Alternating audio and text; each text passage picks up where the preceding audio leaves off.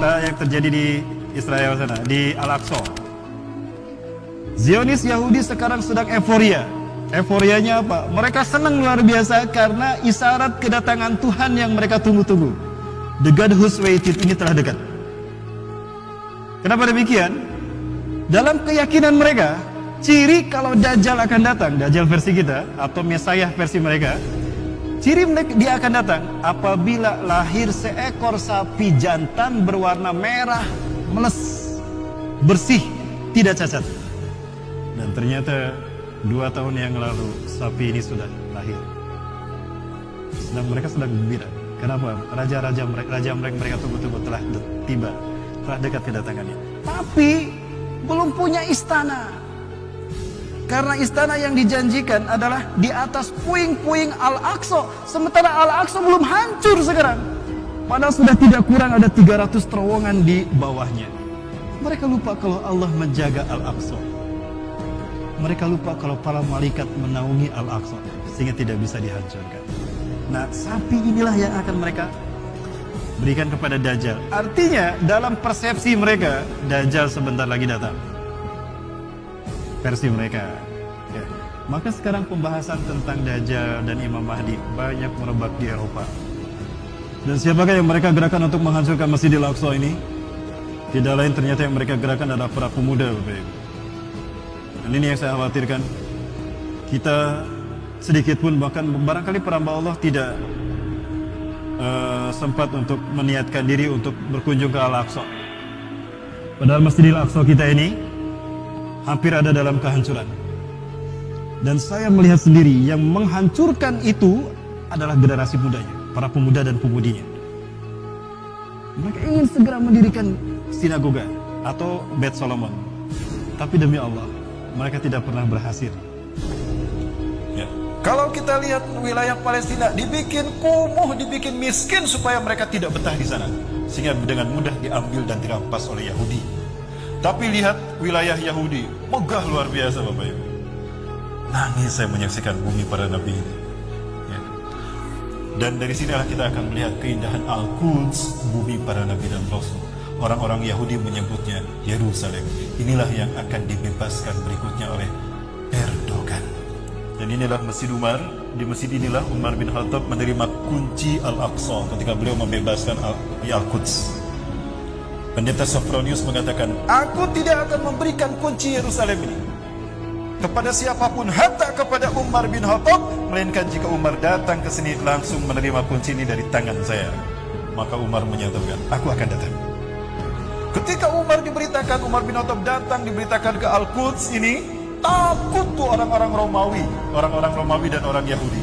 Karena biasanya para penakluk, mereka selalu membantai rakyat lemah yang mereka taklukkan. Maka mereka bersembunyi ketakutan dibantai oleh umat Islam. Umar paham itu. Maka ketika Umar bin Khattab memasuki Al-Aqsa, di Al-Aqsa ini Umar berkata dengan tegas, sebagaimana ketika Fathul Mekah, man dakhala hadzal masjid fahuwa aminun. Barang siapa yang masuk ke masjid ini, maka dia aman. Dan barang siapa yang menjaga ketentraman dan kedamaian sepanjang dia aman di bumi ini, maka dia bebas tinggal di Al-Aqsa. Siapapun dia, Yahudikah, Nasranikah, apalagi Muslim. Maka pendeta Sophronius keluar menghampiri Umar bin Khattab, melambaikan tangan. Selamat datang wahai jenderal yang baik hati. Umar pun melambaikan tangan kepada pendeta Sophronius, lalu berjabat tangan dan berangkulan syahdu luar biasa. Inilah pembebasan Al-Quds oleh Umar bin Khattab. Tanpa tetesan darah. Apakah ini yang kalian sebut teroris, wahai para sekuleris? Tidak ada. Maka kemudian rakyat Romawi, orang Nasrani Yahudi keluar semua melambaikan tangan pada Umar bin Khattab. Bahagia mereka, tentram mereka tinggal di sana. Ini bukti jika khilafah atau Islam memimpin dunia. Tidak ada pembantaian, tidak ada perang. Betul? 1315 tahun Islam memimpin dunia. Sejak 610 Rasulullah diutus sampai Turki Utsmani 1924. Tunjukkan, adakah umat Islam membantai orang-orang non-muslim? Tidak ada. Adakah perang dunia terjadi? Tidak. Justru sekarang terjadi perang dan pembantaian pada manusia di saat Barat memimpin dunia. Kapan Imam Mahdi akan diutus? Jika wafatnya seorang raja, lalu 3 anak putra mahkotanya mereka, 3 putra mahkota mereka berebut kekuasaan. Yaktatilu salah satu inda kanzikum, akan berperang 3 laki-laki di sisi Ka'bah kalian. Kanzikum itu bah Ka'bah. Setelah wafatnya seorang raja. Ya, jadi akan ada pertumpahan darah di Masjidil Haram, Pak, setelah wafatnya seorang raja. Dan kita tahu raja terakhir penguasa Mekah dan Madinah ini adalah Raja Salman. Bagaimana kondisi Raja Salman sekarang? Masya Allah. Ada 3 putra mahkota yang sekarang berebut antara Muhammad bin Salman, Muhammad bin Nayef, dan Khalid bin Farhan. 3. Apakah ini isyarat Imam Mahdi akan datang? Dan Imam Mahdi datang diutus di musim haji, Pak. Fayamkusu fil alam sab'an aw thamaniyan, yakni hajjajan. Beliau akan tinggal di muka bumi antara 7 sampai 8 tahun musim haji. Berarti dimulai di Baitul Kubro oleh umat Islam dunia di musim haji. Musim haji sebentar lagi kan? Dan yang membayat kepadanya sedikit. Kenapa sedikit? Karena memang sedikit mereka yang beribadah haji saat itu. Wa adadul ladzina yubayyunahu ka'adadi ahli Badarin. Dan mereka yang berbaiat kepadanya, yang bersumpah setia tunduk taat kepadanya, sejumlah pasukan Badar, Bu, hanya 313 sampai 315 orang. Kok bisa sedikit orang ibadah haji padahal di zaman sekarang mayoritas? Karena ada satu wabah yang membuat kita terhalang beribadah haji. Wabah apa, Bapak Ibu? Apakah Imam Mahdi akan diutus tahun ini? Tidak, saya tidak mengatakan. Nanti saya diserang lagi sama para haters.